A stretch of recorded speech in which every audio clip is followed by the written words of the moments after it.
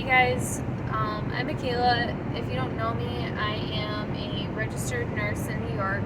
Not currently practicing because of COVID. So in the meantime, I'm working on some other goals of mine.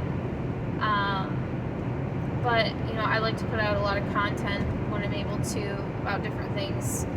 Maybe inspire other people, or lately my focus is on more of like awareness and self-awareness and just perspective in life. And I spent a lot of time thinking about adversity. I know that I fall into this subset of people who has faced a tremendous amount of adversity, and I start to see the difference in people who have and haven't overcome or faced or been met with opposition and adversity. And it's just very interesting to look at these people, because you see people who have had things handed to them, or they just they really don't experience a lot of hardship. And I don't necessarily wish that on anyone, but I do see a very distinct difference in these people who do and don't have to deal with challenges, whether or not those are self-inflicted or whatever, or if life is just throwing a bunch of stuff at you and that's just the way it goes. But also people who are willing to take risks and I don't know, kind of run with ideas that they may not work. I think that people who are willing to take risks in order to better themselves, you might face a lot of adversity and a lot of opposition from even the people around you, but I think that those people find a lot more in life in general, myself included. And it is a serious process, but if you're able to deal with adversity well, or even just constantly improve at it instead of just doing normal things, I think that those people have a tendency to get farther, unless you have some lucky lifestyle, or I don't know, like it just, I don't think that people get life experience by just going through the motions of life. And I talk too a lot about not wanting to be just normal, and I don't want the normal things that people do. And so for myself, that means making choices that could or could not work out the best, but trying to constantly analyze those decisions for in my career. And it's very different.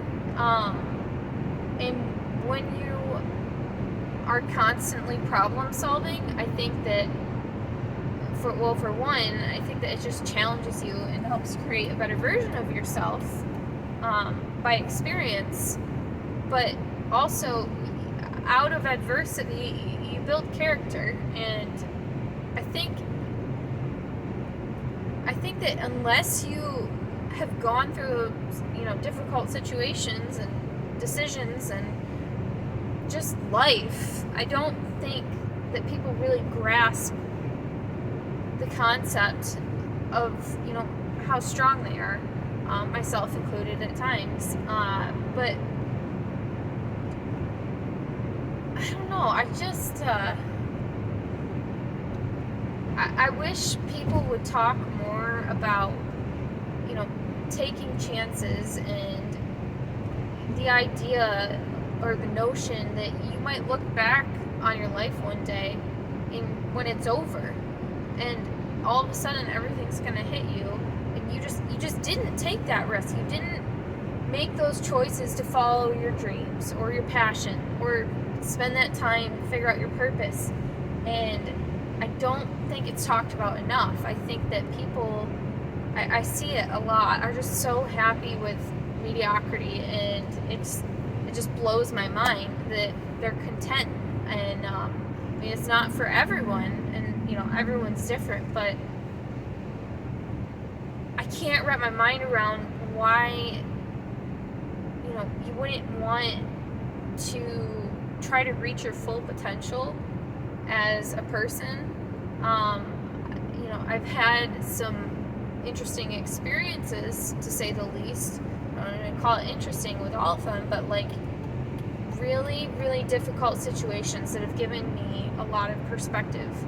And I don't think that that's something that people would understand unless you yourself have experienced it as well. Like near-death experiences or close encounters with death, or just really hard crap that you had to figure out, or just really bad things that have happened. And it doesn't all necessarily have to be bad, but I will say that, when you see life in front of your eyes, it really gives you perspective on what you want to do, what is your purpose, and what really matters. And I think that if we as humans were able to keep that constant perspective and realize, like, you're not going to get today back, you're not going to get yesterday back, and you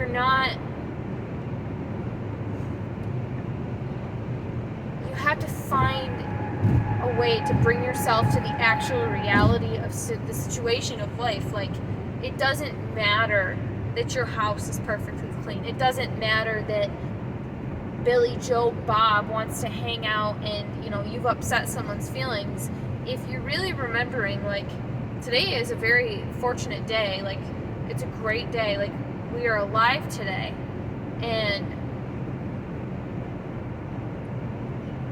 to really appreciate the moment, it's very challenging to do, and it takes a lot of work mentally, but if you can get there and remember, I've heard, speeches from Steve Jobs especially.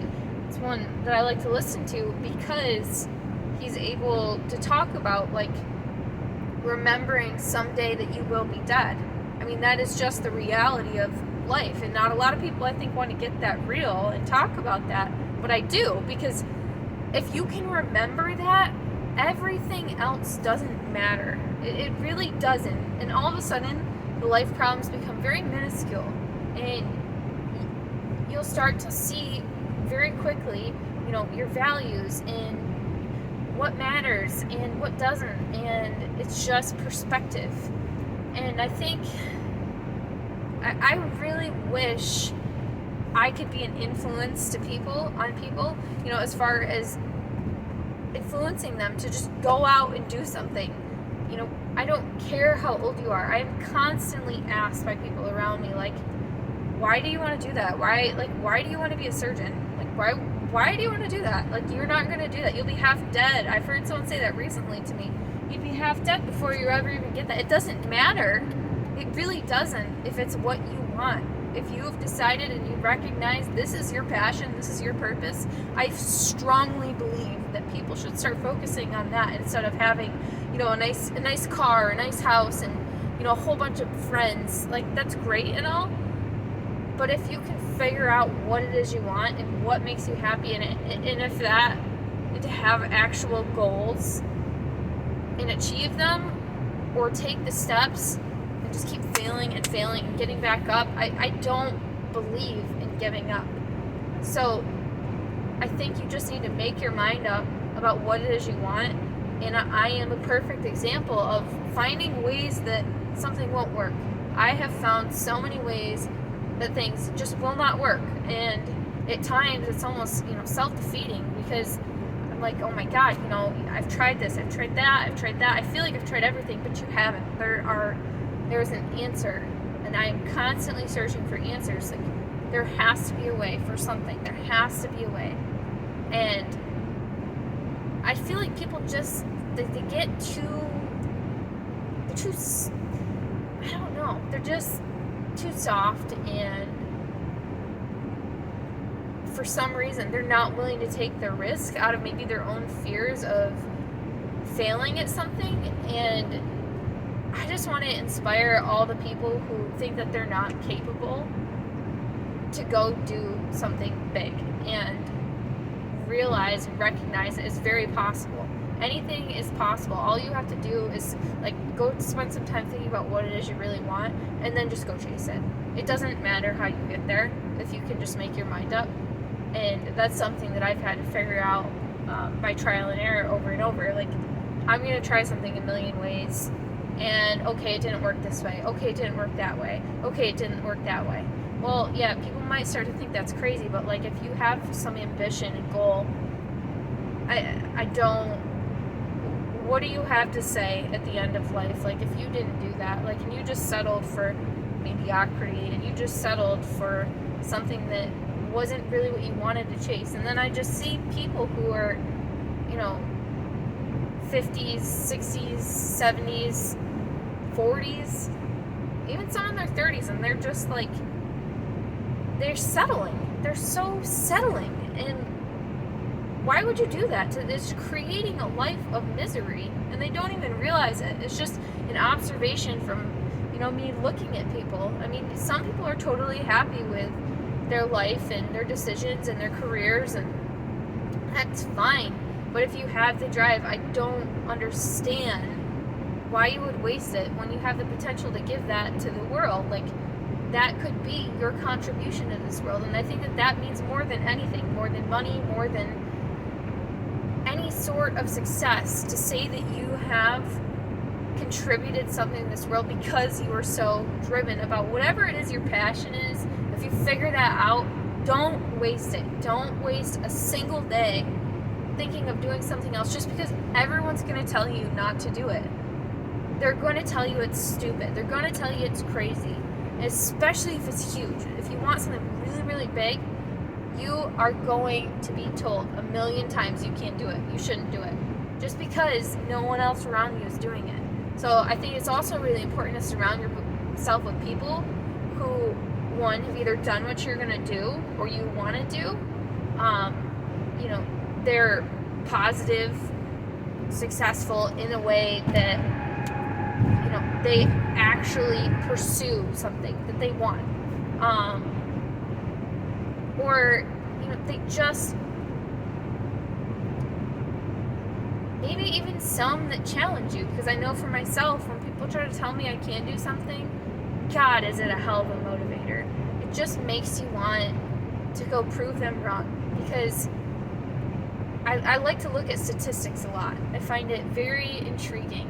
Because, okay, there's, this statistics of moms who started out as a teen mom, like only this percentage will ever finish a college degree, only this percentage will do this and this and this, and to beat those statistics, that's a win alone. So I think that's another thing that drives me personally, and I think I might have talked about this in the past too, but I was just writing a paper on trying to start talking about envisioning what it is you want to do and what it's going to be like when you're actually finishing that goal. When you're at that finish line, just constantly visualize that. When you don't want to do something, when something is boring or miserable, it just seems like a stupid task, to actually just do it. Like, separate yourself from whatever scenario you're in, and then just remember that goal, remember that vision. I remember doing this in nursing school before I knew it was actually a thing.